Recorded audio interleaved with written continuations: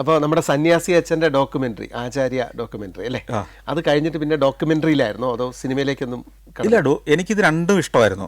ഡോക്യുമെൻ്ററികൾ എനിക്ക് വളരെ ഇഷ്ടപ്പെട്ട ഒരു വിഷയമായിരുന്നു. പക്ഷേ എപ്പോഴും ഫിക്ഷനോട് എനിക്ക് വലിയ താല്പര്യമുണ്ടായിരുന്നു. ഇങ്ങനെ ഇരിക്കുമ്പോഴാണ് ഒരു ദിവസം ഒരു സുഹൃത്ത്, കിടങ്ങൂരുള്ളൊരു സുഹൃത്ത്, അജയൻ നമ്പൂരി എന്ന അദ്ദേഹത്തിൻ്റെ പേര്, അദ്ദേഹം എന്നെ കാണാൻ വരുന്നു മരങ്ങാട്ടുള്ളിലേക്ക്. കിടങ്ങൂരും മരങ്ങാട്ടുള്ളിലായിട്ട് 5-6 കിലോമീറ്റർ വ്യത്യാസമുള്ളൂ. അദ്ദേഹം ഒരു പ്രശസ്തനായ സംഗീതജ്ഞനാ, എടയ്ക്ക വിദ്വാനാ. അദ്ദേഹം കാവാലത്തിന്റെ ഗ്രൂപ്പിലൊക്കെ ദീർഘകാലം ഉണ്ടായിരുന്നു. കാവാലത്തിനോടൊപ്പം ലോകയാത്രകൾ നടത്തിയിട്ടുണ്ട്. അന്ന് എനിക്ക് അത്ഭുതമാണ് ഈ മനുഷ്യനെ. കാരണം ഒരു കിടങ്ങൂരുകാരൻ, ഒരു എടയ്ക്ക വിദ്വാൻ, ഇദ്ദേഹം 10-30 രാജ്യങ്ങളിൽ അന്ന് പോയിട്ടുണ്ട് ഈ ഇടയ്ക്കയുമായിട്ട്. ഈ കാവാലത്തിന്റെ ഗ്രൂപ്പിനൊപ്പം യൂറോപ്പിലൂടെ സഞ്ചരിക്കുന്നു, അമേരിക്കയിലേക്ക് പോകുന്നു, പല രാജ്യങ്ങളിലൂടെ സഞ്ചരിച്ച ഒരു മഹാൻ. അത്ഭുതമാണ്. പക്ഷെ ഒരു ചെറിയ നിസ്വനായ ഒരു മനുഷ്യൻ, ഒരു സാധാരണക്കാരായ മനുഷ്യൻ. അപ്പോൾ അദ്ദേഹം എനിക്ക് പരിചയമുണ്ട്.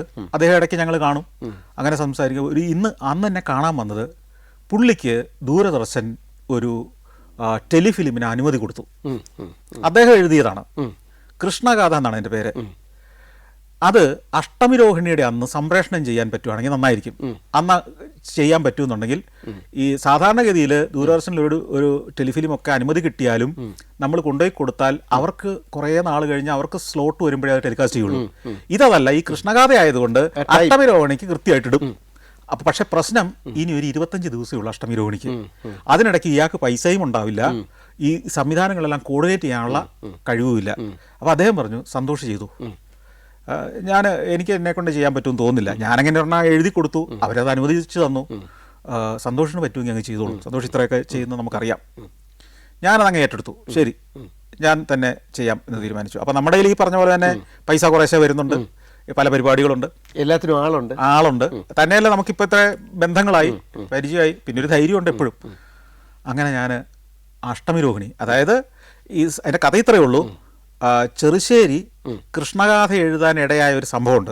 അത് സ്കൂളിലൊക്കെ നമ്മൾ പഠിച്ചിട്ടുള്ളതാണ്. നാളെയുണ്ട് എന്ന് പറയുന്ന ആ ഈണം രാജാവുമായിട്ട് ചതുരംഗം കളിക്കുമ്പോൾ രാജപത്നി രാജാവിന് ഇങ്ങനെ കാര്യം പറഞ്ഞു കൊടുക്കുന്ന ഈണത്തിൽ നിന്നുണ്ടായി. ഈ കഥയാണ് ശരിക്കും പറഞ്ഞാൽ വിഷലീൻ്റെ. അപ്പം അതിനകത്ത് ഒത്തിരി രസകരമായ സീനുകളുണ്ട്. തന്നെയല്ല, ഇത് ഒരു കാലഘട്ടത്തിൻ്റെയാണ്, ഒരു ഡോക്യു സ്വഭാവമുണ്ട്, പീരിയോഡിക് സ്വഭാവമുണ്ട് എന്ന് മാത്രമല്ല അതിൽ വിഷ്വലിന് ഭയങ്കര സാധ്യതയുണ്ട്. ഇതിനകത്ത് ഇടയ്ക്ക് കൃഷ്ണൻ പ്രത്യക്ഷപ്പെടുന്നുണ്ട്. അപ്പോൾ ഇത് നമുക്ക് ചെയ്യാൻ ത്രില്ലിംഗ് ആയ ഒരു വിഷയമാണ്, ചെയ്യാൻ തന്നെ തീരുമാനിച്ചു. അങ്ങനെ പിന്നെ കഥാപാത്രങ്ങൾ വേണം. അപ്പോൾ ചെറുശ്ശേരിയായിട്ട് ആര് വേണം? അപ്പോൾ ബാബു നമ്പൂരിയെ കിട്ടി. ബാബു നമ്പൂരി നമ്മുടെ നാട്ടുകാരൻ തന്നെയാണ്. അദ്ദേഹത്തെ പോയി കഥ പറഞ്ഞാൽ അദ്ദേഹം സമ്മതിച്ചു. അങ്ങനെ പലരെയും ഫിക്സ് ചെയ്യുന്നു. സുമാ ജയറാം ആണ് അതിനകത്ത് രാജാവിൻ്റെ പത്നിയായിട്ട് അഭിനയിക്കുന്നത്. അങ്ങനെ കഥാപാത്രങ്ങളൊക്കെ ആയി. എനിക്ക് തോന്നി ഒരു ഭാഗ്യം, എനിക്ക് തോന്നിയത് ഈ അപ്രോച്ച് ചെയ്യുന്നവരെല്ലാം യെസ് പറയുന്നുണ്ടായിരുന്നു അല്ലേ അന്ന്? ഈ പറയാത്തവരുടെ പേര് ഞാൻ പറയാത്തതാ, യെസ് പറയാത്തവരെ കുറിച്ച് മിണ്ടാത്തതാ. ഇതൊക്കെ ഇതിനൊക്കെ ഒത്തിരി നടക്കുന്നുണ്ട്. 5ാമത്തെ ആളോ 6ാമത്തെ ആളൊക്കെ ആയിരിക്കും യെസ് പറഞ്ഞിട്ടുണ്ടാവുക. പക്ഷെ എന്നാലും കാര്യങ്ങൾ നടക്കും. എൻ്റെ എക്കാലത്തെയും പ്രശ്നം എന്ന് വെച്ചാൽ എല്ലാത്തിനും തടസ്സങ്ങൾ ഇഷ്ടം പോലെ ഉണ്ടാവും. പക്ഷെ അൾട്ടിമേറ്റ്ലി ഞാൻ കാര്യം നടത്തിയെടുക്കും. അതിന് പിന്നിൽ നടക്കും ഞാൻ. അങ്ങനെ തന്നെയാണ് ഇത്. കാരണം അല്ലെങ്കിൽ 20 ദിവസം കൊണ്ട് ഇത് തീർത്ത് കൊടുക്കുക എന്ന് പറഞ്ഞാൽ ഇമ്പോസിബിളാണ്. അതുകൊണ്ടാണ് അജയൻ എന്നെ ഏൽപ്പിച്ചത്.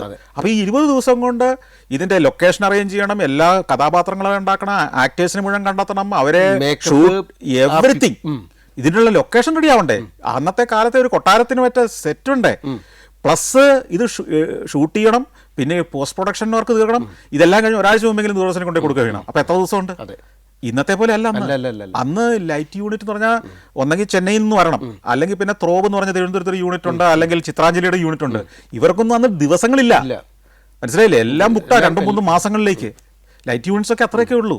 പിന്നെ ക്യാമറ യൂണിറ്റ്സ്, പരിമിതമായ ക്യാമറ യൂണിറ്റ്സേ ഉള്ളൂ നമുക്ക്. ഒരു വീട്രാച്ച് അല്ലെങ്കിൽ കൊച്ചിയിലൊരു വികാസവാണി ഓർക്കുന്നുണ്ടായി, ഇവർ രണ്ടൊക്കെ ഉള്ളു അന്ന്. അപ്പോൾ ഇവരുടെയൊക്കെ ഡേറ്റ് കിട്ടണം, ഇവരുടെയൊക്കെ എക്യുപ്മെൻറ്റ്സ് കിട്ടണം, ടെക്നീഷ്യന്മാരെ കിട്ടണം, മേക്കപ്പ്മാരെ കിട്ടണം, കോസ്റ്റ്യൂമറെ കിട്ടണം. അവസാനം ലൊക്കേഷൻ എവിടെ? അങ്ങനെ നമ്മൾ പാഴൂർ മനയിൽ പോകുന്നു, പിറവത്തിനടുത്ത് പാഴൂർ. ആ മനയിലാണ് പവിത്ര എന്ന് പറയുന്ന സിനിമ ഷൂട്ട് ചെയ്തത്. നിങ്ങൾ ഓർക്കുന്നുണ്ടാവും ആ സംഭവം? അത് നമ്മുടെ കൃഷ്ണഗാഥ ഷൂട്ട് ചെയ്ത് 3 മാസം കഴിഞ്ഞാണ് ഷൂട്ട് ചെയ്യുന്നത്. അതായത് നമ്മളാണ് ആദ്യമായിട്ട് പാഴൂർ മനയിൽ പോയി ഒരു സെറ്റ് ഇടുന്നതും ഷൂട്ട് ചെയ്യുന്നതും. അവിടെ നിന്ന് ഒരു തിരുമേനി ഉണ്ടായിരുന്നു. പുള്ളിക്ക് ഇതൊക്കെ അത്ഭുതമായിരുന്നു. പുള്ളി നമ്മുടെ കൂടെ ഇങ്ങനെ നിൽക്കും. മൂവാറ്റുപുഴയാറിൻ്റെ തീരത്ത് ആ പടവുകൾ ഇറങ്ങി ചെല്ലുന്ന ആറ്റിലേക്കാണ്. അവിടെ ചെല്ലുന്നു, അത് ഇഷ്ടപ്പെടുന്നു, അവിടെ നമ്മൾ ഷൂട്ട് ചെയ്യാൻ തീരുമാനിക്കുന്നു. അവിടെ ആ വടക്കേ മലബാറിലെ ആ രാജാവിൻ്റെ കൊട്ടാരമായിട്ട് അതിനെ സെറ്റിടുന്നു. ബാക്കി ടെക്നീഷ്യന്മാരെല്ലാം റെഡിയാക്കുന്നു. പക്ഷേ ഇതിന് വേണ്ട പല സാധനങ്ങളും വേണം, പല ഫർണിച്ചർ, കസേരകൾ, അല്ലെങ്കിൽ ഈ ഒരു കൊട്ടാരത്തിന് വേണ്ട സാധനങ്ങളൊക്കെ വേണമല്ലോ, അനുബന്ധമായ ആർട്ട് മെറ്റീരിയൽസ് വേണം. ഇതെവിടെ കിട്ടും? ഇതെവിടെ നിന്ന് എടുത്തുന്ന അവസാനം ഞങ്ങൾ പോയി ഉദയ സ്റ്റുഡിയോയിൽ നിന്ന്. അന്ന് ബോബൻ കുഞ്ചാക്കൊക്കെ ഉള്ള കാലമാണ്. അവിടെ പോയി ആലപ്പുഴ പോയി. അന്ന് ഇപ്പോഴത്തെ കുഞ്ചാക്കോ അവൻ്റെ അമ്മയാണ് അന്ന് ഈ സ്റ്റുഡിയോയുടെ ഒക്കെ ചുമതല വഹിച്ചിരുന്നത് എനിക്ക് തോന്നുന്നു. അവരാണ് നമുക്ക് ഇതെല്ലാം തുറന്നു തരികയും നിങ്ങൾക്ക് ആവശ്യമുള്ളതൊക്കെ നോക്കി എടുത്തോളൂ എന്ന് പറയുന്നതൊക്കെ ചെയ്യുന്നത്. അന്ന് കുഞ്ചാക്കോ ബോബനൊന്നും സിനിമയിലേക്ക് വന്നിട്ടില്ലാത്തൊരു കാലമാണ്, ഓർക്കണം. അവിടെ നിന്നാണ് ഈ പറഞ്ഞ സാധനങ്ങൾ, പ്രോപ്പർട്ടീസ് എല്ലാം കളക്ട് ചെയ്ത് കൊണ്ടുവന്ന് നമ്മളിവിടെ സെറ്റ് ചെയ്യുന്നു. ഏതാണ്ട് 3 ദിവസം കൊണ്ട് ഷൂട്ട് ചെയ്ത് തീർക്കുന്നു. രസമായിട്ട് നന്നായിട്ട് ചെയ്തു കേട്ടോ. അതിൻ്റെ പോസ്റ്റ് പ്രൊഡക്ഷനൊക്കെ എറണാകുളത്ത് വികാസവാണി എന്ന് പറഞ്ഞ സ്റ്റുഡിയോയിലായിരുന്നു. ഇത് കൊണ്ടുപോയി ടെലികാസ്റ്റ് ചെയ്യുന്നു. നല്ല അപ്രീസിയേഷൻ കിട്ടിയ, നല്ല ഗംഭീര അപ്രീസിയേഷൻ കിട്ടിയ ഒരു പരിപാടി. അത് കഴിഞ്ഞ് അത് പല റിവ്യൂകളും വന്നതിനെക്കുറിച്ച്. ഇതാണ് ടെലിഫിലിം എന്നൊക്കെ പറഞ്ഞിട്ട് അക്കാലത്ത് ഈ ചലച്ചിത്ര മാസികകളെല്ലാം ഈ ടെലിവിഷൻ പരിപാടികളെ റിവ്യൂ ചെയ്യുന്ന ഒരു കോളമുണ്ട്. അതിനകത്തെ ആ ആഴ്ചയിലെ ഏറ്റവും ബെസ്റ്റ് പരിപാടിയായിട്ടൊക്കെ റിവ്യൂ വന്നത് ഈ കൃഷ്ണകഥയായിരുന്നു. അതോടെ ദൂരദർശൻ്റെ ഡയറക്ടർ അന്ന് MS രുക്മിണിയാണ്. മാഡം എന്നെ ഒരു ദിവസം വിളിപ്പിച്ചിട്ട് പറഞ്ഞു, നിങ്ങൾ ഇത്തരത്തിലുള്ള നല്ല കുറച്ച് പരിപാടികൾ ചെയ്യണം ദൂരദർശന് വേണ്ടി, അതിൻ്റെ പ്രപ്പോസൽസുമായിട്ട് വരൂ, നിങ്ങളുടെ ഗംഭീര പരിപാടിയായിരുന്നു കൃഷ്ണകഥ എന്നൊക്കെ പറയുന്നു. അപ്പോൾ നമുക്ക് വലിയൊരു ആവേശമായി. ഇനി നമ്മൾ പിടിച്ചാൽ കിട്ടില്ല എന്ന് നമുക്ക് തന്നെ അങ്ങ് തോന്നി. അപ്പോൾ ഞാൻ വിചാരിച്ചു ഒരു ഡിഫറൻ്റ് ആയൊരു പരിപാടി. ഇപ്പം നമുക്ക് ഈ സ്ഥിരം എല്ലാവരും പോകുന്ന വഴി അല്ലാതെ ഒരു വഴിക്ക് പോകണമെന്നാണ് ഇപ്പോഴും ആഗ്രഹം. കുട്ടികൾക്ക് വേണ്ടി നല്ല പരിപാടികളില്ല, കുട്ടികൾക്ക് വേണ്ടി ഒരു നല്ല പരിപാടി ചെയ്യാം എന്ന് ഞാൻ തീരുമാനിച്ചു. അപ്പോൾ അതിനു വേണ്ടി വലിയ മത്സരവും ഇല്ല, ഇടിയില്ല, തന്നെ അത് സീരീസ് ആയിട്ട് ചെയ്യാം. ഒരു എപ്പിസോഡല്ല, കുറേ എപ്പിസോഡുകൾ, 13 എപ്പിസോഡ് എന്നാണ് അന്ന് ദൂരദർശൻ്റെ ഒരു കണക്കെങ്കിൽ ആ നമ്പറിനെ മറികടക്കണം. അപ്പം ഒരു മാഗസീൻ പരിപാടി, അതായത് പല പരിപാടികൾ ചേർന്ന ഒരു എപ്പിസോഡിനകത്ത് അന്ന് സുരഭി എന്നൊക്കെ പറഞ്ഞ ഒരു ദൂരദർശൻ നാഷണൽ പരിപാടിയൊക്കെ ഉണ്ട്. അത് മുതിർന്നവർക്കുള്ള പരിപാടിയാണ്. അതേപോലെ തന്നെ കുട്ടികൾക്ക് വേണ്ടി അവരെ രസിപ്പിക്കുന്ന കാർട്ടൂൺ കഥാപാത്രങ്ങൾ, ആങ്കർ, കുട്ടികളുടെ പരിപാടികൾ, വാർത്തകൾ, ഇങ്ങനെ പല സാധനങ്ങൾ ചേർത്ത് കുട്ടികൾക്കുള്ള ഒരു പരിപാടി. അവർ പറഞ്ഞത് നല്ല പരിപാടിയാണ്, കുട്ടികൾക്ക് വേണ്ടി നല്ല പരിപാടി ചെയ്യാൻ ആരുമില്ല, നിങ്ങൾ ചെയ്യേ. അങ്ങനെ ഞാൻ എൻ്റെ സ്ക്രിപ്റ്റൊക്കെ ഉണ്ടാക്കി മരങ്ങാട്ടുപള്ളി തന്നെ പ്രസിൻ്റെ ഒരു ഭാഗത്ത് അതിനുവേണ്ടി ഒരു ചെറിയൊരു സെറ്റൊക്കെ ഉണ്ടാക്കി. അപ്പോൾ ഫാദർ ഇതൊക്കെ നിരീക്ഷിക്കുന്നുണ്ട്. പുള്ളി ഇത് പിന്നെ എന്തായി ചെയ്യുന്നതെന്ന് ഇങ്ങനെ നോക്കും. പക്ഷെ ഇത് എതിർപ്പൊന്നും പറയില്ല. കൈവിട്ട് പോയി ഒരുത്തൻ പോയി എന്ന് പുള്ളി വിചാരിച്ചിട്ടുണ്ടാവും. ഇളയൊരു അനിയനും കൂടെ ഉണ്ട്, അവനിലാണ് പിന്നെ പ്രതീക്ഷ. ഇനിയിപ്പോൾ പറഞ്ഞിട്ട് എന്താ കാര്യം എന്നുള്ള മട്ടിലായി മൂപ്പരെ. അങ്ങനെ ഈ മാലുവിൻ്റെ ലോകം എന്ന പരിപാടിക്ക് പേരിട്ടു. മാലുവിൻ്റെ ലോകം. അതിൻ്റെ ഷൂട്ട് കഴിഞ്ഞു. ആദ്യത്തെ എപ്പിസോഡൊക്കെ നന്നായി എഡിറ്റ് ചെയ്തു. ഇതെല്ലാം കൊണ്ട് ഈ ദൂരദർശനെ കൊണ്ടുപോയി കൊടുക്കുന്നു. ഞങ്ങൾ ഈ ദൂരദർശനിൽ ഈ കാസറ്റ് എല്ലാം ഫിനിഷ് ചെയ്ത് കൊണ്ടുപോയി കൊടുക്കുന്ന അന്ന് ആ ദിവസങ്ങളിൽ ദൂരദർശന് വലിയൊരു പ്രശ്നം നടക്കുകയാണ്. അവിടെ വലിയൊരു റെയ്ഡ് നടക്കുകയാണ്. അവിടെ എന്തോ അഴിമതി നടക്കുന്നു. ഈ സീരിയലുകളും ടെലിഫിലിമുകളും അനുമതി കൊടുക്കുന്നതിൻ്റെ പിന്നിൽ എന്ന് പറഞ്ഞിട്ട് എന്തോ വലിയ പ്രശ്നങ്ങൾ അവിടെ നടക്കുകയാണ്. എന്തോ CBI റെയ്ഡോ എന്തോ വലിയ ഗൗരവമായ പ്രശ്നമാണ് നടക്കുന്നത്. ഡയറക്ടർ രുക്മിണി, MS രുക്മിണി എന്ന് പറയുന്ന ലേഡി ആകപ്പാടെ പ്രതിസന്ധിയിലാവുന്നു. ഏതായാലും ആ കാസറ്റ് അവർ മേടിച്ച് വെക്കുന്നു. പ്രിവ്യൂ കഴിയട്ടെ, വിവരം അറിയിക്കാമെന്ന് പറഞ്ഞു വിടുന്നു. അടുത്ത ആഴ്ച വരാൻ പറയുന്നു. പിന്നത്തെ ആഴ്ച അവിടെ ചെല്ലുന്നു. അപ്പോഴത്തേക്കും ഞങ്ങൾ ഫോണിൽ കോൺടാക്ട് ചെയ്യുന്നുണ്ട്. അപ്പോൾ ഇതിൻ്റെ പ്രൊഡ്യൂസർ ഒരു ദിലീപാണ്, MS ദിലീപ്. അദ്ദേഹം വിളിക്കുമ്പോൾ പറയുന്നു, വെള്ളിയാഴ്ച, അടുത്ത വെള്ളിയാഴ്ച നമുക്ക് സംപ്രേഷണം തുടങ്ങാം. അതിനിടയ്ക്ക് ഞങ്ങൾ പ്രിവ്യൂ കാണും. പ്രിവ്യൂ കണ്ടിട്ട് അത് വിടും. ഞാൻ കണ്ടു, കുഴപ്പമില്ല, ഡയറക്ടറോട് ഒന്ന് കാണണമെന്നാണ് പറഞ്ഞിരിക്കുന്നത്, ഞങ്ങളത് കണ്ടിട്ട് വിട്ടേക്കാം.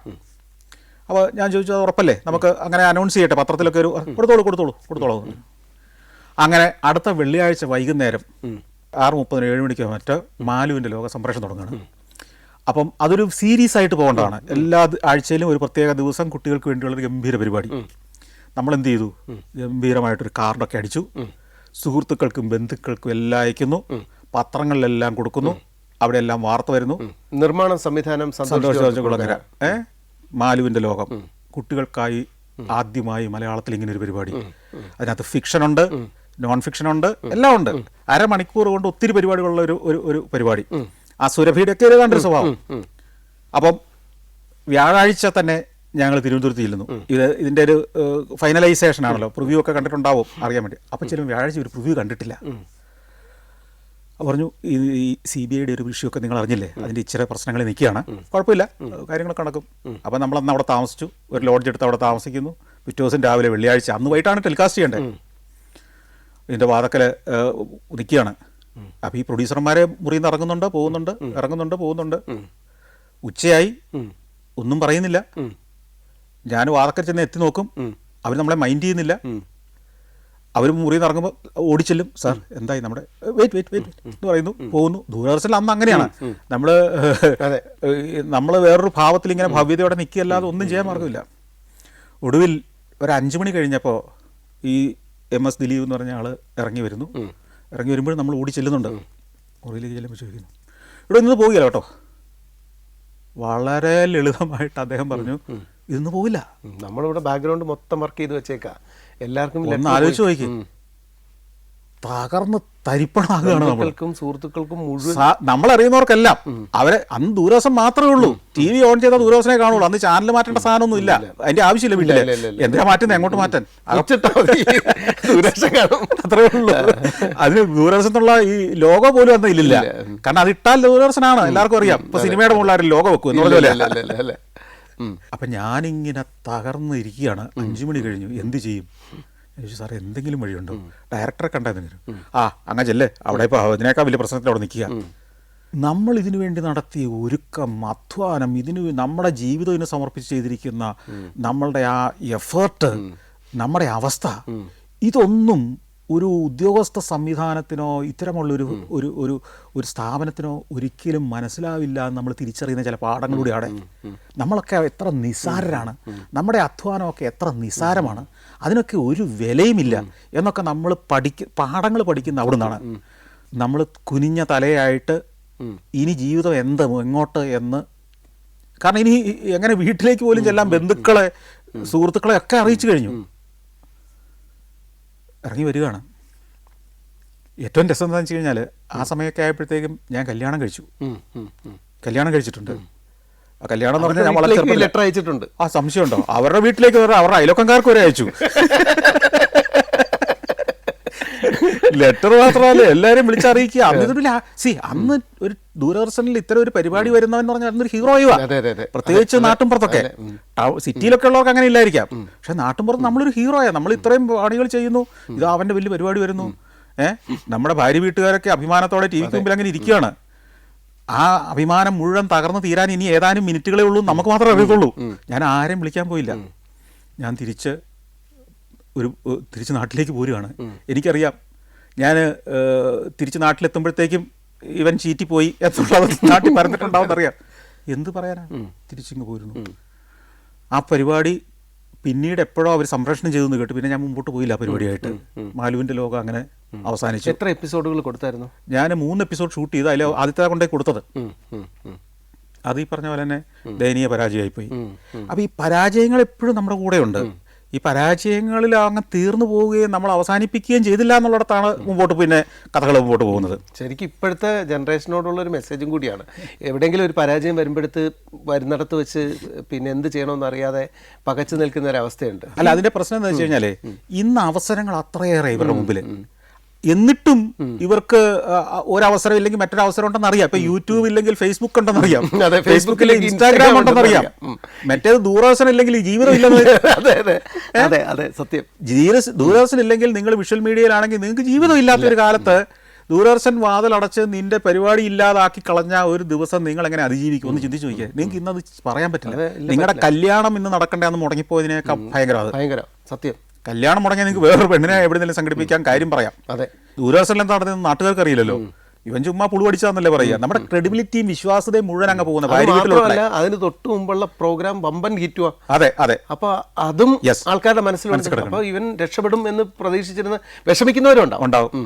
കുറച്ച് കാര്യമുണ്ടോ, സന്തോഷിക്കുന്നവർ ഒത്തിരി പേരുണ്ടാവും. അപ്പം ഇതൊക്കെ നമ്മളെപ്പോഴാണ് പഠിക്കുന്നത്. അതിന്റെ ഫുൾ പൈസയും സ്വന്തമായിട്ട് തന്നെയാണോ ഈ മാലുവിന്റെ ലോകത്ത്? അതൊക്കെ ആയപ്പോഴത്തേക്ക് നമ്മൾ ഈ ഞാൻ പറഞ്ഞല്ലോ, സൈഡ് ബിസിനസ് ഉണ്ട്, പല പരിപാടികളും ഇങ്ങനെ നടക്കുന്നുണ്ട്. കൃഷ്ണകഥയൊക്കെ പൈസ കിട്ടി കേട്ടോ, അതൊക്കെ ഭംഗിയായിട്ട് പോയി. പിന്നീട് ഞാൻ ചിത്രപുരത്തെ വിശേഷങ്ങൾ എന്ന് പറഞ്ഞ് ഒരു പരിപാടി പ്ലാൻ ചെയ്തു. അത് ആർക്കും വേണ്ടാത്ത പരിപാടികൾ ഏറ്റെടുക്കുക എന്നുള്ളതാണ്. അതാണ് എളുപ്പമുണ്ടല്ലോ ദൂരദർശൻ കയറാൻ. അതന്ന് നാട്ടുംപുറം എന്ന് പറഞ്ഞിട്ട് പരിപാടിയുണ്ട് ദൂരദർശനിൽ, കാർഷിക പരിപാടിയാണ്. സാജൻ അദ്ദേഹത്തിൻ്റെയാണ്. അപ്പം ഞാനൊരു സ്ക്രിപ്റ്റൊക്കെ കൊണ്ടുപോയി കൊടുത്തു. അതായത് ഒരു സാങ്കല്പിക ഗ്രാമം ചിത്രപുരം. ഈ ഗ്രാമത്തിലെ വളരെ ശാസ്ത്രീയമായിട്ട് അല്ലെങ്കിൽ ഇന്നൊവേറ്റീവായിട്ട് കൃഷിയിൽ പരീക്ഷണങ്ങൾ നടത്തുന്ന ചില കഥാപാത്രങ്ങളുണ്ട്. അവരെവിടെയെങ്കിലുമൊക്കെ പോയി പുതിയ ടെക്നോളജി ഒക്കെ പഠിക്കും. ഇപ്പോൾ വെറുതെ മീൻ വളർത്തുന്ന കൃഷിയാണെങ്കിൽ പോലും അവർ എവിടെയെങ്കിലുമൊക്കെ പോയി അതിൻ്റെ സാങ്കേതിക ഏറ്റവും പുതിയ ടെക്നോളജി ഒക്കെ പഠിച്ചുകൊണ്ട് നാട്ടിൽ നടത്തി വിജയിപ്പിക്കും. അവരെന്നിട്ട് അത് മറ്റുള്ളവർക്ക് പറഞ്ഞു കൊടുക്കുകയൊക്കെ ചെയ്യുന്ന അങ്ങനെ ചില കഥാപാത്രങ്ങളെ സാങ്കല്പികമായിട്ട് സൃഷ്ടിക്കുകയും അവരിലൂടെ കൃഷിയുടെ മറ്റ് പല പുതിയ മേഖലകളുടെയും അറിവുകൾ കർഷകരിലേക്കും കൊടുക്കുക, സാധാരണക്കാരിലേക്ക് കൊടുക്കുക. കുറച്ച് ഫിക്ഷൻ കൂടെ, ഫിക്ഷനാ, മുഴുവൻ ഫിക്ഷനാ. പക്ഷെ അതിനകത്ത് ഫാക്റ്റ് ആയിരിക്കും വിവരങ്ങൾ മുഴുവൻ. അങ്ങനെ ചെയ്യാൻ തീരുമാനിച്ചു. അപ്പോൾ ഈ അമ്മയുടെ അടുത്തുനിന്ന് കുറച്ച് പൈസ കിട്ടണം, എൻ്റെ ഈ മാഗസിനെ കൊണ്ട് മാത്രം ഓടില്ല. അപ്പോൾ എന്ത് ചെയ്തെന്ന് വെച്ച് കഴിഞ്ഞാൽ ഞാൻ അമ്മയെ സോപ്പിട്ടിട്ട് അമ്മയെ ഞാൻ ഇതിനകത്ത് റോള് കൊടുത്തു. അമ്മയ്ക്ക് ഞാൻ അഭിനയിക്കാനുള്ള അവസരം നൽകി. അമ്മയ്ക്ക് അതൊന്നും ആവശ്യം ഉണ്ടായിട്ടല്ല ഞാൻ പറഞ്ഞത്. ഇത് അമ്മേനെയും കൂടെ ഇതിന്റെ ഒരു ഭാഗമാക്കി. അമ്മ മാത്രമല്ല, അമ്മയുടെ കൂടെ അധ്യാപകരായിരുന്ന 2-3 അധ്യാപികമാർക്ക് ഞാൻ റോൾ കൊടുത്തു. അങ്ങനെ അധ്യാപകര്, ഈ നാട്ടിലുള്ള പല പ്രമുഖരെയും ഞാൻ ഇതിനകത്ത്, അപ്പൊ അതിനകത്ത് ഒത്തിരി കർഷകരും കർഷകരുടെ ഭാര്യമാരും ഒക്കെ വേണമല്ലോ. അതിനൊക്കെ ഇവരെല്ലാം ഇൻവോൾവ് ചെയ്യിച്ചു. 2-3 പേരെ അഭിനയം അറിയുന്ന ആളുകൾ അതിനകത്ത് വേണ്ടി വന്നുള്ളൂ. ബാക്കിയൊക്കെ ഇവരെയൊക്കെ വെച്ചിട്ടാണ് ചെയ്തത്. അപ്പൊ ഈ ചിത്രപുരത്തെ വിശേഷങ്ങൾ എന്ന് ഈ പരിപാടിക്ക് പേരിട്ടു. അപ്പൊ ഇതൊരു സാങ്കല്പിക ഗ്രാമമാണ്. അപ്പൊ ഈ നാട്ടിൻപുറം എന്ന് പറയുന്നത് സ്ഥിരം ഡ്രൈ ആയിട്ട് അറിയാലോ. ഒരു പടവലങ്ങയുടെ ചുവട്ടിൽ ഒരാൾ പോയി നിൽക്കുന്നു, പടവലങ്ങ കാണിക്കുന്നു, ഈ പടവലങ്ങയിലെ ഈ കിടം പിടിച്ചിരിക്കുന്നു, അതിന് ഇന്ന മരുന്നടിക്കണം എന്നൊക്കെ പറയുന്ന യാന്ത്രികമായിട്ട് പറയുന്ന ഒരു വിരസമ പരിപാടിയാണ്. ഇതിനൊരു ഫിക്ഷനാക്കി നല്ല മ്യൂസിക്, കഥാപാത്രങ്ങൾ വരുന്നു, നാടകീയമായിട്ട് കഥകൾ ഇവർ പറയുന്നു. ഇതൊരു സിനിമയാണെന്ന് തോന്നണം, നല്ലൊരു സീരിയലാണെന്ന് തോന്നണം. എന്നാൽ ഇതിലൂടെ ഇവർക്ക് മെസ്സേജ് കിട്ടണം, ഇതാണ് കാര്യം. അപ്പം നമ്മൾ തുടങ്ങുന്നതിന് മുമ്പ് തന്നെ തീരുമാനിച്ചു ഇതിന് നല്ല മ്യൂസിക് വേണം, പിന്നെ ഇതിൻ്റെ ഒരു അവതരണ ഗാനം, നല്ലൊരു ഇൻട്രോ മ്യൂസിക് വേണം, ഒരു ടൈറ്റിൽ മ്യൂസിക്. അപ്പോൾ അതാര് ചെയ്യണം? അപ്പോൾ പണ്ട് നമ്മൾ നേരത്തെ പറഞ്ഞല്ലോ, കൃഷ്ണഗാഥ ചെയ്യുമ്പോൾ ഒരു അജയൻ നമ്പൂതിരിയാണ് ഇതിന്റെ സ്ക്രിപ്റ്റ് നമുക്ക് കൊണ്ടുവരുന്നതെന്ന് പറയുന്നത്. അജയൻ ഒരു അസാധ്യ കലാകാരനാണ്. അജയൻ എന്ന് പറയുന്ന ഒരു കലാകാരനെ എനിക്ക് തോന്നുന്ന കേരളം പിന്നെ ഉപയോഗിച്ചിട്ടില്ല. ആ മനുഷ്യനെ അവസരങ്ങളില്ലാതെ, അയാളെ വേണ്ടത്ര ഇപ്പം ആരും ഇങ്ങോട്ട് വന്ന് പരിഗണിക്കില്ല, അത് വേറെ കാര്യം. പക്ഷേ അയാളെപ്പോലുള്ളൊരു കലാകാരൻ അവഗണിക്കപ്പെട്ട് ഒരു ഡിപ്രഷനിലായി. ഇപ്പോഴും ആ മനുഷ്യനുണ്ട്, എറണാകുളത്തോ തൃപ്പൂണിത്തുറയൊക്കെ ജീവിച്ചിരിക്കുന്നുണ്ട്. പക്ഷേ ഞാൻ കണ്ടതിൽ ഏറ്റവും പ്രതിഭാശാലിയായ കലാകാരന്മാരിൽ ഒരാളാണ് ഈ അജയൻ നമ്പൂതിരി. അപ്പം ഞാൻ തീരുമാനിച്ചു ഇതിനകത്ത് ഇതിൻ്റെ ഈ ടൈറ്റിൽ മ്യൂസിക് അജയനെ കൊണ്ട് ചെയ്യിക്കാം, അജയൻ നമ്പൂതിരിയെ ചെയ്യും. മാത്രമല്ല ഞാൻ ആ സമയത്ത് തന്നെ ദൂരദർശനിൽ വേറൊരു പ്രപ്പോസൽ കൊടുത്തിരുന്നു. ഇത് പ്രപ്പോസൽ കൊടുക്കുകയും സ്ക്രിപ്റ്റ് ഉണ്ടാക്കുകയും നമുക്ക് വേറെ പണിയൊന്നുമില്ലല്ലോ. എന്നോട് പറഞ്ഞു നേരത്തെ, പൊട്ടിയതാണ് കൂടുതൽ. അത് നമുക്ക് കേരളത്തിന്റെ 50 വർഷങ്ങൾ പൂർത്തിയായി ആ സമയപ്പോഴത്തേക്കും, അല്ലെങ്കിൽ സ്വാതന്ത്ര്യം കിട്ടിയിട്ട് 50 വർഷമായി. അപ്പം ഈ 50 വർഷത്തിനിടയ്ക്ക് കേരളം 50 ആണ്ടിന്റെ ചരിത്രക്കുറിപ്പുകൾ എന്ന് പറഞ്ഞിട്ട് ഒരു സീരീസ് ചെയ്യുക. കഴിഞ്ഞ 50 വർഷത്തെ കേരളത്തിന്റെ ചരിത്രത്തെ ഒരു സീരീസ് ആയിട്ട് ചെയ്യുക. ആ ഡോക്യുമെന്ററി സ്വഭാവമാണ്. ഞാനിത് രണ്ടും എനിക്ക് ഇഷ്ടമാണല്ലോ. അതുകൊണ്ട് അപ്പോൾ അതിന് ഞാൻ ഉദ്ദേശിച്ചത് ഡോക്യുമെൻ്ററി ആണെങ്കിൽ പോലും നല്ലൊരു പഞ്ചുള്ള ഒരു നാഷണൽ ടി വിയിലേക്ക് തന്നെ പോകാൻ പറ്റുന്ന തരത്തിലുള്ള ഗംഭീര ഒരു സാധനമായിരിക്കണം. അപ്പോൾ അതിനുവേണ്ടി കേരളത്തിലെ ഏറ്റവും നല്ലൊരു മ്യൂസിക് ഡയറക്ടറെ കൊണ്ട് തന്നെ അതിൻ്റെ എല്ലാ ഭാഗത്തേക്കും വേണ്ട പശ്ചാത്തല സംഗീതങ്ങൾ ആദ്യം തന്നെ റെക്കോർഡ് ചെയ്യാൻ തീരുമാനിച്ചു. അതൊരു സ്റ്റുഡിയോയിൽ വെച്ച് തന്നെ. അപ്പോൾ അവർ പറഞ്ഞു ഒരു ദിവസം ഞങ്ങൾക്ക് ഫുൾ ഡേ കിട്ടിയാൽ ചെയ്യാം, ബാക്കിയെല്ലാം ഇവിടുന്ന് ഫീഡ് ചെയ്തിട്ടാണല്ലോ പോകുന്നത്. അവിടെ ചെന്നിട്ട് ബാക്കി എടുത്താൽ മതി, കാരണം കീബോർഡിൽ പലതും ഇവിടുന്ന് തന്നെ ഫീഡ് ചെയ്തിട്ടൊക്കെയാണ് പോകുന്നത്. അപ്പോൾ നമുക്കത് അവിടെ ഒരു ദിവസം കൊണ്ട് റെക്കോർഡ് ചെയ്ത് തീർക്കാം. അപ്പോൾ ഇത് എറണാകുളത്ത് അന്ന് റിയാൻ സ്റ്റുഡിയോ ഉണ്ട്. റിയാൻ സ്റ്റുഡിയോ എന്ന് പറയുന്നത് തച്ചങ്കരിയുടെ, ടോമിൻ തച്ചങ്കരിയുടെ സ്റ്റുഡിയോ ആണ്. അന്ന് കേരളത്തിലെ ഏറ്റവും പ്രശസ്തമായ ഏറ്റവും തിരക്കുള്ള സ്റ്റുഡിയോ. അത് മാത്രമല്ല ഒരുപാട് സിസ്റ്റവും ഒരുപാട് മോഡേൺ ഫെസിലിറ്റികളാണ്. അതെ. അപ്പോൾ അവിടെ 2 ദിവസത്തേക്ക് ബ്ലോക്ക് ചെയ്തു. ഒരു ദിവസം ഈ കേരള ചരിത്രക്കുറിപ്പുകളുടെ പശ്ചാത്തല സംഗീതം റെക്കോർഡ് ചെയ്യുക. അടുത്ത ദിവസം ഈ അജയൻ നമ്പൂതിരിയെ കൊണ്ട് മറ്റേതിൻ്റെ ടൈറ്റിൽ മ്യൂസിക് ചെയ്യിക്കുക, ചിത്രപുരത്തെ വിശേഷങ്ങൾ. അപ്പം ആദ്യത്തെ ദിവസം ഭംഗിയായിട്ട് പോയി. നല്ല ഗംഭീര പഞ്ചുള്ള ഗംഭീര ആ ചരിത്രത്തിൻ്റെ ഫീൽ വരുന്ന ഒരു നല്ല ഗംഭീര മ്യൂസിക് ആയിരുന്നു. എനിക്ക് ഇഷ്ടപ്പെട്ടതേ ഞാൻ മുമ്പോട്ട് പോകാൻ പറയുള്ളൂ. അത് ഗംഭീരമായിട്ട് അത് ചെയ്തു കഴിഞ്ഞു. 2ാമത്തെ ദിവസമായപ്പോൾ അജയൻ രാവിലെ തന്നെ എത്തി. അപ്പോൾ അജയൻ ഒരു തോൾ സഞ്ചിയൊക്കെ ഇട്ട് ഇടയ്ക്ക് ആ സഞ്ചിക്കകത്തിട്ട് 2 കുപ്പായ അതിനകത്ത് മടക്കി വെച്ച് ഇങ്ങനെയാണ് വരുന്നത്. ഇത്തിരി മെലിഞ്ഞിട്ട് വളഞ്ഞിട്ടൊരു മനുഷ്യൻ, പാവം മനുഷ്യന്. പുള്ളി വന്ന ഒരറ്റത്ത് മൂലയ്ക്ക് വന്നങ്ങനെ ഇരുന്നു. അപ്പോഴും ഇവരുടെ തീർന്നില്ല. ഇപ്പോൾ ഈ ടീം അപ്പോഴും രണ്ടാം ദിവസം ഞങ്ങൾ കുറച്ചുകൂടെ ഒന്നോടൊന്ന് മിനുക്കട്ടെ എന്നൊക്കെ പറഞ്ഞ് അങ്ങനെ പോവാ. അജയൻ ഇങ്ങനെ വിഷമിച്ചിരിക്കുക. ഇവരുടെ ഈ മിനുക്കല് ഒരു രണ്ടാമത്തെ ദിവസം ഒരു വൈകുന്നേരം വരെ പോയി. അജയൻ ക്ഷമയോടെ ഇങ്ങനെ ഇരിക്കുക. ഇടയ്ക്ക് ഒരു കട്ടൻ ചായ കുടിക്കും, ഇരിക്കും, ഭക്ഷണം കഴിക്കണം, വേണ്ടെന്ന് പറഞ്ഞു. ഇത്രയും നിസ്സനായ ഇത്രയും ദുർബലനായ മനുഷ്യനെ നിങ്ങൾ കണ്ടിട്ടുണ്ടാവില്ല. അവസാനം ഇവരുടെ എല്ലാം കഴിഞ്ഞു, കീബോർഡിസ്റ്റ് എല്ലാം പോയി. അപ്പം ഞാൻ ചോദിച്ചു, അപ്പോൾ അജയൻ്റെ കൂടെ ആരും ഇല്ല. ഞാൻ ചോദിച്ചു, അജയ നിങ്ങളുടെ വേറെ ആരെങ്കിലും ഉണ്ടോ, വരാനുണ്ടോ? ഇല്ലില്ല, ഞാൻ തന്നെയുള്ളൂ. അപ്പം ഈ റെക്കോർഡിസ്റ്റിനും സ്റ്റുഡിയോയിലുള്ള ആളുകൾക്കെല്ലാം ഇത്രയും ഗംഭീര ഇൻസ്ട്രുമെന്റ്സ്, ഗംഭീര പരിപാടികൾ, അതൊക്കെ ഗംഭീരമായതിൻ്റെ ഒരു വലിയൊരു അഭിമാനത്തിൽ നിൽക്കുന്നു. അജയന്റെ അടുത്തുണ്ടെന്ന് കേൾക്കുമ്പോൾ ഇവർക്കൊരു പരിഹാസവും പുച്ഛവും. ഈ മനുഷ്യന് ഇയാളെന്ത് ചെയ്യാനാ, ഒരിടക്കേ ഉണ്ട്. അപ്പം ഞാൻ ചോദിച്ചു, ഇവരുടെ ആരുടെയെങ്കിലും വേണോ കീബോർഡ്? അവർക്ക് ഇന്നും കൂടെ നമ്മൾ കോൾ ഷീറ്റ് ഉള്ളതാണ്, അവരെ വേണമെങ്കിൽ അവരെയും കൂടെ എടുക്കാം നമുക്ക്. മറ്റേ മ്യൂസിക് ഡയറക്ടറുടെ കൂടെ വന്നിരിക്കുന്ന സംഗീതജ്ഞരെ, വയലിനിസ്റ്റ് ഉണ്ട്, ഫ്ലൂട്ട് ഉണ്ട്, എല്ലാവരും ഉണ്ട്. ഒന്നും വേണ്ട, ഞാൻ എനിക്കത് മതി. അപ്പം അവരെല്ലാം പോയി. അപ്പോൾ പോയെങ്കിലും അവർ ബാഗ് എടുത്ത് വെച്ചിട്ട് ഇതെന്താ നടക്കുന്നതെന്ന് അറിയാൻ വേണ്ടി കൺസോൾ റൂമിൻ്റെ അവിടെ ഇവിടെയൊക്കെ ആയിട്ട് വന്നിരുന്നു. റെക്കോർഡിസ്റ്റ് ഒരു ചെറിയ പുച്ഛത്തോടെ ഇങ്ങനെ ഇരുന്നു. അജയൻ പയ്യെ അപ്പോൾ എൻ്റെ അടുത്ത് അപ്പോഴാണ് അജയൻ പറയുന്നത്, എനിക്ക് ഈ പ്ലാസ്റ്റിക്കിൻ്റെ ഒരു സ്കെയിലും ഒരു ബ്ലേഡും കിട്ടുമോ, പിന്നെ ഒരു ബലൂണും വേണം. ഇയാൾക്ക് ഇപ്പം ഈ നേരത്തെ ഇതൊക്കെ ആവശ്യം. അപ്പം ഈ റിയാൻ സ്റ്റുഡിയോ വാഴക്കാലയിലാണ്. അവിടെ അടുത്ത് കുറെ പലചരക്കടയുണ്ട്. ഞാൻ അപ്പോഴത്തേക്ക് നമ്മുടെ ഒരു അസിസ്റ്റന്റ് ഉണ്ട്, അവനെ വിട്ട് ഇത് പോയി മേടിച്ചോണ്ടാ ഇയാളുടെ എന്തെങ്കിലും കട്ട് ചെയ്ത് കളയാനാണ് അല്ലേ. ഞാൻ വിചാരിച്ചു ഇടയ്ക്കേടുന്ന ആരൊക്കെ ഉണ്ടല്ലോ അത് കളയാൻ. ഇത് വന്നു. ആദ്യം ഇയാള് അവിടെ ഒരു സ്റ്റുഡിയോയിൽ ഒരു കസേരയുണ്ട്, കൈയുള്ളൊരു കസേര. ആ കൈയുള്ള കസേരയിലേക്ക് ആ കിട്ടിയ ബ്ലേഡ് ഇങ്ങനെ അങ്ങ് വെച്ചു. എന്നിട്ട് ഇയാള് മൈക്ക് ഇവിടെ ഒന്ന് വെക്കാമെന്ന് ചോദിച്ചു. മൈക്ക് അവിടെ കൊണ്ടുവന്ന് വെക്കുന്നു. ആ മൈക്ക് അവിടെ വെച്ചിട്ട് ഇത് വെച്ചിട്ട് ഇയാൾ ഇതേലിങ്ങനെ ടിങ് ടിങ് ടിക് ടിങ് എന്ന് പറഞ്ഞിട്ടൊരു ശബ്ദമില്ലേ, ഇതിലൂടെ ഗംഭീരമായിട്ടൊരു സംഗീതം വായിക്കുകയാണ്. ഈ ബ്ലേഡിന്റെ മുറിയല് കൺസോളിലിരിക്കുന്നവരെല്ലാം ഒരു സെക്കൻഡ് കൊണ്ട് നിശബ്ദരാകുകയാണ്. അടുത്തത് ബലൂൺ എടുക്കുന്നു, വീർപ്പിക്കുന്നു. എന്നിട്ട് അതേല് ഇങ്ങനെ വിരൽ കൊണ്ട് ഇങ്ങനെ ഒരസുമ്പോൾ ഒരു ശബ്ദം കേൾക്കില്ലേ, ഈ ശബ്ദം. അടുത്തത് സ്കെയിൽ കൊണ്ട് ഈ എന്താണ് ഒരു ചീപ്പിൻ്റെ ഒരു കഷ്ണത്തെ എടുത്തിട്ട് ഇതിങ്ങനെ എന്തോ ചെയ്ത് ഒരു ചെറിയൊരു ശബ്ദം. ഏറ്റവും അവസാനം അയാൾ ബൂത്തിലേക്ക് ഇടയ്ക്കായിട്ട് പോയിട്ട് അതിൻ്റെ പോരായ്മയുള്ള സാധനങ്ങളെല്ലാം കൂടെ ഇടയ്ക്ക് കണ്ടുപിടിക്കുന്നു. അത് കഴിഞ്ഞിട്ട് നമുക്കൊന്ന് മിക്സ് ചെയ്ത് നോക്കാമെന്ന് പറഞ്ഞിട്ട് കൺസോളിൽ പോയിരിക്കുന്നു. അതോടെ അവിടെ ഇരുന്നവരുടെ എല്ലാം ഭാവം മാറി. ഇയാൾ ഇന്നത് പറഞ്ഞ് മിക്സ് ചെയ്യുന്നു. 1.5 മിനിറ്റുള്ള ഞെട്ടിക്കുന്നൊരു സാധനം അവിടെ പുറത്തു വരികയാണ്. ആ സൗണ്ട് എഞ്ചിനീയർ ഏറ്റിട്ട് ഇയാളുടെ കാലെ നമസ്കരിക്കുകയാണ്. ഞാൻ ഈ പ്രതിഭ എന്താണെന്ന് കണ്ട് ഞെട്ടിത്തരിച്ചു പോയ അവസരങ്ങളാണ് അതൊക്കെ. അജയൻ നമ്പൂതിരി കേരളത്തിൻ്റെ കലാ മേഖലയ്ക്ക് ഉപയോഗിക്കാൻ കഴിയാതെ പോയ തിരസ്കരിച്ചൊരു മനുഷ്യൻ. ഇത് അദ്ദേഹത്തെക്കുറിച്ച് ഇത്രയെങ്കിലും ഞാൻ പറഞ്ഞില്ലെങ്കിൽ ഈ കൃഷ്ണഗാഥ മുതൽ അദ്ദേഹം എന്നോടൊപ്പം സഹകരിച്ചതിന് ഞാൻ തിരിച്ചു കൊടുക്കുന്ന ഒരു പ്രതിഫലമായിട്ടോ ഒരു നമസ്കാരമായിട്ടോ ഇത് പറയേണ്ടത്. ഈ ചിത്രവൃത്ത വിശേഷങ്ങൾ നന്നായിട്ട് പോയി, നല്ല പരിപാടിയായിരുന്നു.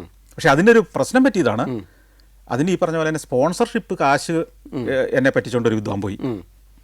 പരസ്യം ഏജൻസി നടത്തിയിരുന്ന ഒരു പാർട്ടിയുണ്ട് എറണാകുളത്ത്.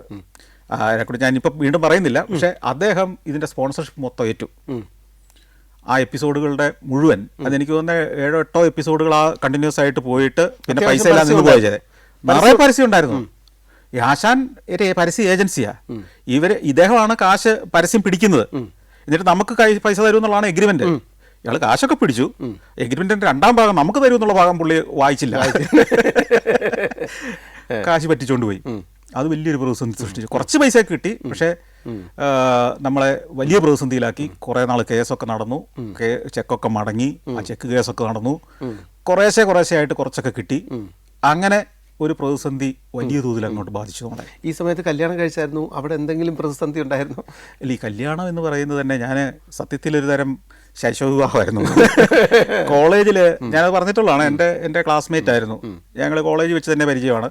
അപ്പോൾ കല്യാണം കഴിക്കണം എന്നുള്ളൊരു തീരുമാനത്തിൽ തന്നെ ഞങ്ങൾ നല്ല അടുപ്പമായിരുന്നു.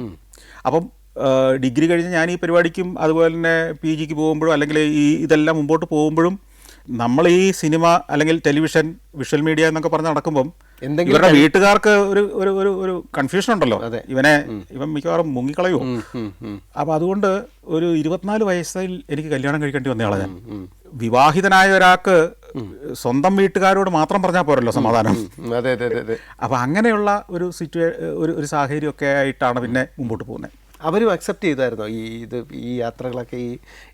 ഇപ്പോൾ ചിത്രപുരത്തെ വിശേഷങ്ങൾ, അതിനുശേഷം കല്യാണത്തിന് ശേഷമാണ് ചിത്രപുരത്തെ വിശേഷങ്ങൾ വരുന്നത്. അതിലിങ്ങനെ നഷ്ടം വന്നു. അല്ല, എനിക്ക് നഷ്ടം വന്നതൊന്നും അധികം പേര് അറിയുന്നില്ലല്ലോ. ഉണ്ടില്ല, അതൊന്നും നമ്മൾ പറയുന്നില്ലല്ലോ. നമുക്കുണ്ടായ നഷ്ടമൊക്കെ നമ്മൾ ഇപ്പം തന്നെ നമ്മൾ ഈ പറഞ്ഞതിനകത്ത് നമ്മുടെ പ്രധാന നഷ്ടങ്ങളോ വലിയ നഷ്ടങ്ങളോ ഒന്നും നമ്മളധികം പറയുന്നില്ല. ഈ ജീവിതം എന്ന് പറയുന്നത് ഈ വളരെ ചെറിയ ലാഭവും വളരെ കൂടുതൽ നഷ്ടവും ചേർന്ന് വന്ന, അതിനകത്ത് നമ്മൾ എപ്പോഴും മുമ്പോട്ട് വെക്കുന്നത് ഈ ലാഭത്തിന്റെ കണക്ക് മാത്രമായിരിക്കും. അതുകൊണ്ടാണ് പലരുടെയും ധാരണ ഇരിക്കുന്ന ഇവന്റെ ജീവിതം മുഴുവൻ ലാഭമാണ്. അല്ല, നിങ്ങൾ അറിയുന്ന എന്റെ ജീവിതം ലാഭത്തിൻ്റെത് മാത്രമായതാണ് കാര്യം, അല്ലേ? ഇപ്പൊ ലോകത്തിലെ ഏറ്റവും പ്രശസ്തരായ വ്യക്തികൾ, ഇപ്പം എലോൺ മസ്കിന്റെ ജീവിതം എടുത്താൽ പോലും അയാൾക്ക് കോടാനുകോടിയുടെ നഷ്ടം വരുന്ന സംഭവങ്ങൾ ഓരോ ദിവസം നടക്കുന്നുണ്ട്. അത് നിങ്ങൾ അറിയുന്നില്ലെന്നേ ഉള്ളൂ. എന്തിനേറെ, അയാളുടെ ടെസ്ല കാർ ഇന്ത്യയിൽ ഇറക്കിയിട്ട് പരാജയപ്പെട്ടു പോയി എന്നുള്ളത് നമ്മൾ അറിഞ്ഞോ? ഇല്ല. ആപ്പോടെ 500 ഇതുവരെ വിറ്റിട്ടുള്ളൂ. അപ്പൊ ഇന്ത്യ പോലെ ഒരു വലിയ മാർക്കറ്റിൽ പോലും ടെസ്ല പരാജയപ്പെട്ട് അയാൾ നിൽക്കുകയാണ്. പക്ഷെ ഇപ്പോഴും നമ്മുടെ മുമ്പിൽ മൊത്തം കണക്കെടുക്കുമ്പോൾ ഇലോൺ മസ്ക് വിജയിച്ചൊരു മനുഷ്യനാണ്. ജീവിതത്തിൽ പ്രതിസന്ധികളോ വെല്ലുവിളികളോ പരാജയങ്ങളോ ഫ്രസ്ട്രേഷൻസോ ഇല്ലാത്ത മനുഷ്യരല്ല വിജയിച്ചതൊന്നും. ഞാനും അല്ല. ഓരോ ദിവസവും ഒരു 5 പരാജയവും ഒരു 2 വിജയവുമായിട്ടാണ് എല്ലാ ദിവസവും ഞാൻ പോകുന്നത്. അതിലെ ആ വിജയങ്ങൾ നിങ്ങളും ഞാനും ആഘോഷിക്കുന്നു. മറ്റേത് ഞാനിങ്ങനെ അടക്കി പിടിച്ച് അങ്ങനെ അങ്ങോട്ട് ഇട്ട് കളയുന്നു, അല്ലെങ്കിൽ മറന്നു കളയുന്നു. ഇതിനകത്ത് പൊട്ടിയതാണോ ഹിറ്റായതാണോ ഏറ്റവും കൂടുതൽ? ലാഭത്തിൽ പോയതാണോ പൊട്ടിയതാണോ കൂടുതൽ? സഞ്ചാരം വരെ പൊട്ടിയതാ കൂടുതൽ അല്ലേ? പക്ഷെ പൊട്ടിയെന്ന് പറഞ്ഞാൽ വിജയിച്ചത് തരക്കേടില്ലാതെ പോയി എന്നുള്ളത് കൊണ്ട് നമുക്ക് പിടിച്ചു നിൽക്കാൻ പറ്റും. എങ്കിലും പലപ്പോഴും ഞാനിതൊക്കെ ഉപേക്ഷിച്ചാലോ എന്ന് തീരുമാനിച്ച കാലമുണ്ട്. തകർന്ന് തരിപ്പണമായി. പിന്നെയുള്ളതെന്ന് പറഞ്ഞാൽ കല്യാണം കഴിച്ചപ്പോൾ കിട്ടി കുറച്ച് ആഭരണങ്ങൾ, പിന്നെ അമ്മ രഹസ്യമായിട്ട് എനിക്ക് തരുന്ന കുറച്ച് പൈസ, ഈ ക്യാമറ വരെ ഞാൻ കൊണ്ടുപോയി വിറ്റ് ക്രൈസിസിൻ്റെ അങ്ങേയറ്റം.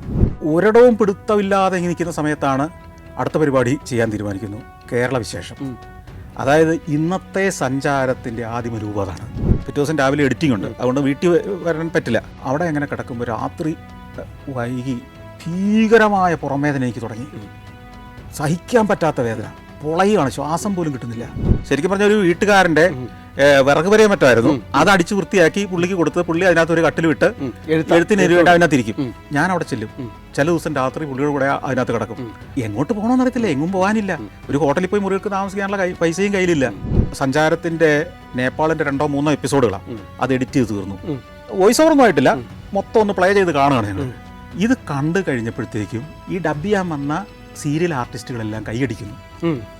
അപ്പോൾ എനിക്ക് മനസ്സിലായി ഈ ദൃശ്യങ്ങൾക്ക് ഒരു ശക്തിയുണ്ട്.